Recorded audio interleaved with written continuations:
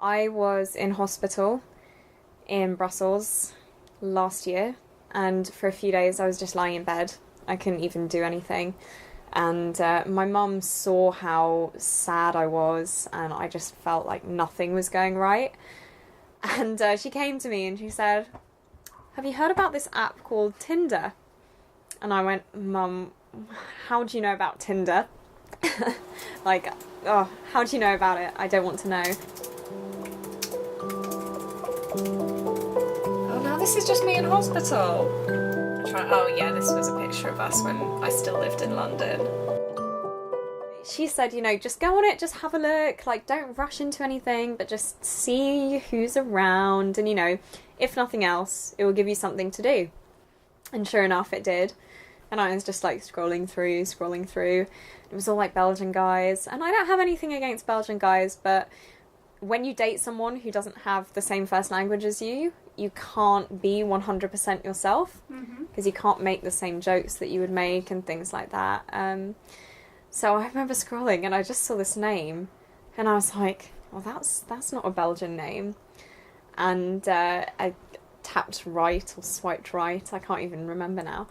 And a few minutes later, I think, maybe it was a few hours, I don't know, it felt like a few minutes, this message popped up. And basically on my profile I'd said atheist, feminist, and don't talk to me if you wear tank tops. You know, like guys in tank tops with their like, muscles out. I don't like that. So I said, just don't talk to me if you wear tank tops. And this guy texted me saying, oh, hey, you're really good looking. It's a shame that I'm a priest who likes to wear tank tops. And it was a very lame joke. And I realise that now, but at the time no one else had been funny on that website. They had all just been like, hey, how are you? Oh, you're fit. Or, you know, oh, how do you not believe in God? Or, if you're a feminist, do you hate men? So I was like, okay, that stands out. And then we started talking from there. So, and I knew that he lived in Birmingham and I lived in London. So I did know it was going to be long distance. And I always told myself that I would never do long distance again after I broke up with my boyfriend before that, because he lived about 3.5 hours away. And when I look back at it and felt like it was such a waste, and when even to this day I think of the amount of money that I spent on it, and I think it just wasn't worth it. But then at the same time, once I met him, I thought, yeah, you know what, I might as well give it a try. So we met end of January, and I thought, you know, come September, I was going to move back to Brussels. And I wanted to move back to Brussels because at the time in January, I was still really sick. I was really scared. I'd never been ill like that before.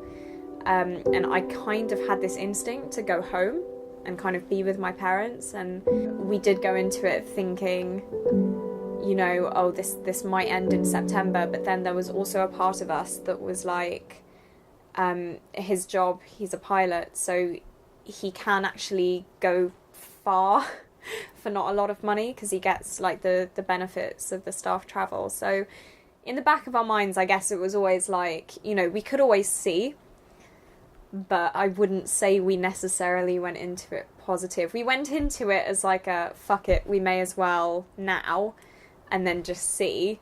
And then, like, we'll just push that problem under the carpet and just wait until September. And then, of course, by the time September came round, I knew that I was staying in England.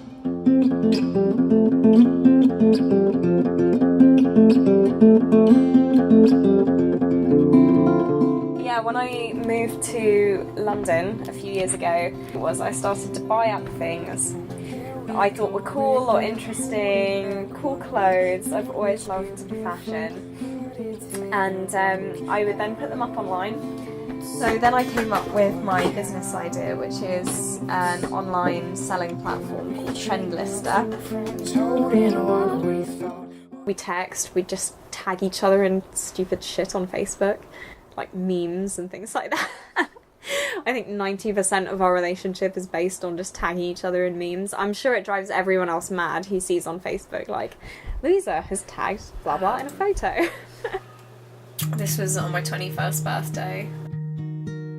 It's such a big help to have a physical presence sometimes. You know, even if like, I've been the happiest with him just sitting in a room, not even necessarily touching each other or anywhere near each other, but you're just kind of sitting there both reading, or both, like, I'm working, he's doing something else. Like, that's the best thing for me. So I think that's when it's difficult as well, when you just want a physical presence, and it's not necessarily, you know, because of something dramatic or something bad has happened and you need a shoulder to cry on, but it's just kind of having that reassurance of like, yeah, I'm here, you know. The thing is with us is that we really have no plan.